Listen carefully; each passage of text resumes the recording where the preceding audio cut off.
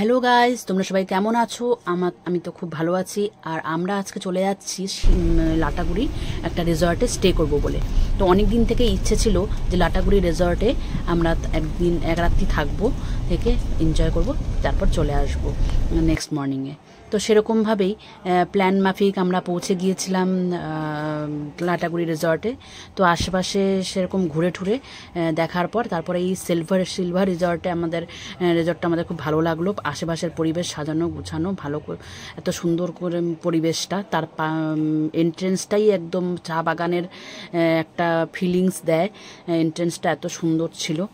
তো রুমটাও খুবই সুন্দর, এত বড় বড় রুম। হ্যাঁ, তো রুমগুলোর ফিস ছিল হচ্ছে 3,500 টাকা করে নিয়েছে আমাদের। আর রুমগুলো কিন্তু মানে বেশ বড়। আর যে টয়লেটটা আছে, সে ওয়াশরুমটা কিন্তু অনেকটাই বড়।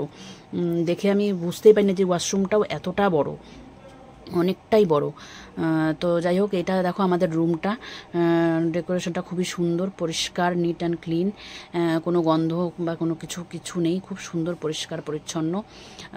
একটা চায়ের একটা অ্যারেঞ্জমেন্ট করা আছে এখানে, চা বা কফি যেটাই তুমি খেতে চাও না কেন।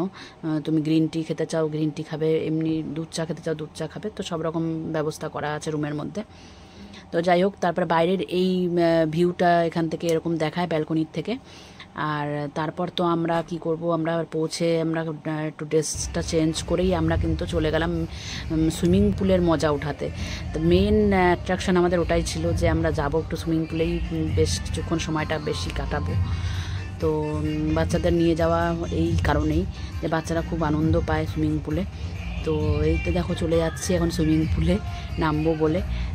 তো প্রচণ্ড রোদ ছিল, তবুও আমরা কিন্তু ওই টাইমটা চলে গেছি, যে কিন্তু আমাদের পৌঁছতে একটু দেরি হয়েছিল, 2টা বেজে গেছিলো। আমরা কিন্তু খেয়েই ঢুকেছি লাটাগুড়িতে বৌদি হোটেল, সেই বৌদি হোটেলে খাওয়া দাওয়া করেই তারপর ঢুকেছি, কারণ আমরা জানি যে আমরা এখানে ঢুকলে পরে অনেকটাই দেরি হয়ে যাবে। তো আমরা খাওয়া দাওয়া করেই ঢুকেছি। তো তারপরে দেখো এখানকার ভিউটা কত সুন্দরভাবে সাজানো, খুব খুব পরিষ্কার ছিল, জলটাও খুব পরিষ্কার। তো যাই হোক, আমরা অনেক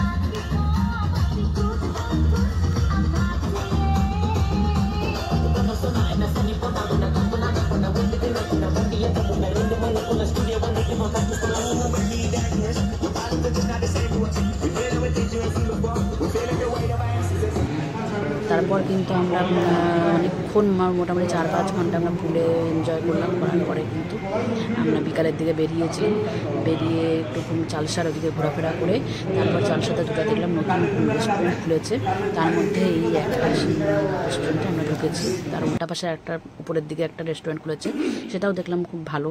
তো আমরা এই চালসার এই রাস্তায় বাঁ হাতে এই নতুন রেস্টুরেন্টটা ঢুকলাম।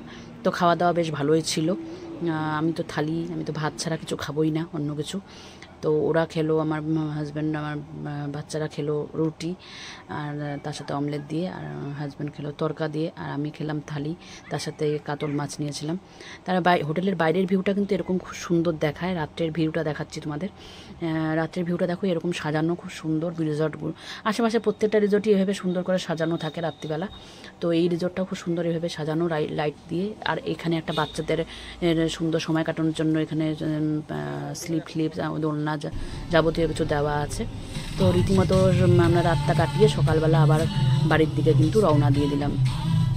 সকালবেলা মোটামুটি 9:10টার দিকে আমরা চেক আউট করলাম। আর আমাদের ব্রেকফাস্ট কিন্তু ইনক্লুড ছিল, তাই আমরা হোটেল থেকে ব্রেকফাস্টটা করে বার হয়ে গেলাম।